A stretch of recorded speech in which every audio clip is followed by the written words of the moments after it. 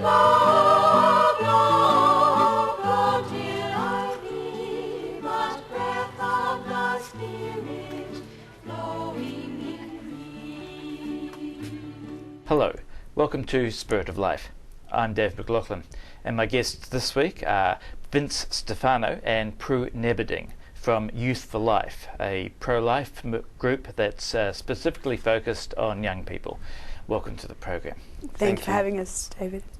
Prue, can you tell me when and how did Youthful Life started? You're the founder of it. I am, so tell me that's a right. bit about its story. Well, we really started just at the outset of the abortion bill, which was actually passed into law in October last year. So it was just in the months leading up to it. I actually spent a couple of years overseas in Dublin, where I was working for Youth Defence, which is another youth-focused pro-life group, specifically for the young people. And I arrived back in Australia in June and moved here to Melbourne, and of course we're just battling the bill and trying to get everyone mobilised and everything at this point. And when I arrived, I did identify almost immediately that there was a big gap in the pro-life movement here in Melbourne, in that we had all our older people doing things, and they all sort of had a place in the movement, but the younger people, there was nothing really specifically focused for them. So if you're a young person and you're pro-life, you can stick your hand up and say, I'm pro-life, but what was there for the young people to do to really act out their beliefs and to get the message out? There was really nothing.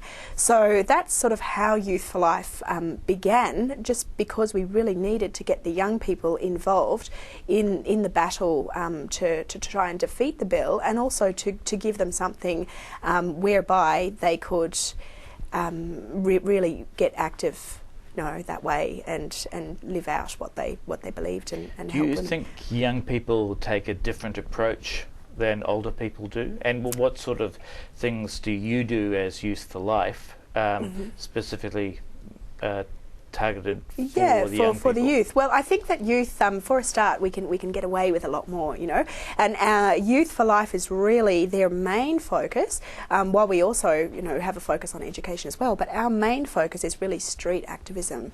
And one of the things I did with Youth Defence in Ireland was participate in all these street sessions. Now, I don't know if you know the history in Ireland, but abortion is still illegal in Ireland. And Youth Defence was formed with 6 young people in '92 when they first tried to bring abortion there, and their country is still abortion free because they've managed to get all these young people together to work against abortion. So with Youthful Life, we try and do the same sort of things that are going on in Ireland, and also with our pro-life friends in America, which is to really hit the streets with the message. And I think that we can pull that off a bit more, than the older people, because the youth want to get involved in things that are a little bit more out there, if you like. So, a young person won't mind as much to jump out on the streets and be handing out leaflets and doing things like street sessions and doing things like pickets. And, if there's a pro-abortion politician giving a speech, to get out there and ask him or her, why did you pass this bill, this sort of thing, and to be to really be a voice there out on the streets and do a lot more activism like that. Yeah. So I think as part of our culture, we've by default adopted a very probably pro-life, anti-life type attitude in the general society. Exactly.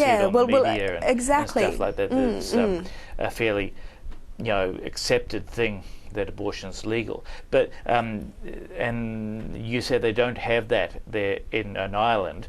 So what are the big differences in culture that you see between here and Ireland? Well, I think really on this issue, because Ireland's a smaller country and Youth Defence have managed to get all around, they do yearly street sessions in a pro-life roadshow tour, so they really can cover all the country, where it's a little bit more difficult, as you know, us having you know, a much bigger country. But we're really trying to do that same sort of thing and to really focus on getting the message out all over the place. So we did have a pro-life roadshow tour in the Manor of Youth Defence, Youthful Life's first roadshow tour, which was a couple of months ago, and we brought out some Americans and we really got active on the streets. And we had you know, all our posters and everything, and we had leaflets. We were handing out things on the street and really engaging all the, you know, young people and the general public in a conversation about abortion. Because I think really in our Australian culture we do have a very laid-back approach to things. Like, a lot of people wouldn't necessarily get politically active, or, you know, it's sort of like a she'll be right mate kind of an attitude.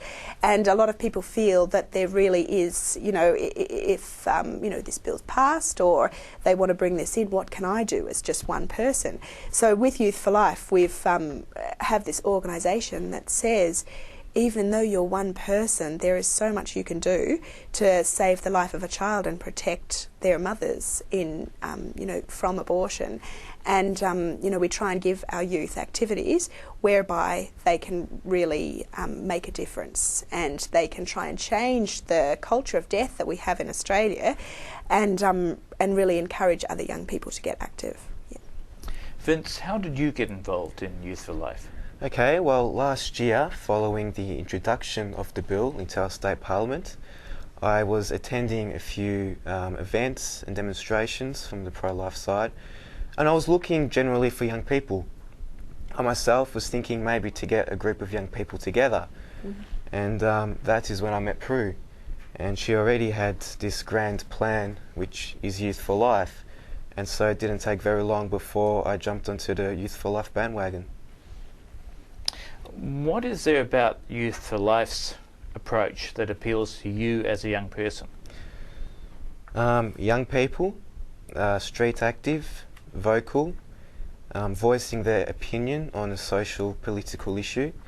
I think it is it engages the public, and it shows people that young people are interested and that they do have a voice in these issues. And yeah, I think the public finds it attractive in a way, or controversial, depending on the cases it we may don't be. shy away from a bit of controversy. But it makes people look and it makes people listen, and I think that's what's effective about this group. On that note, we have to go for a short break.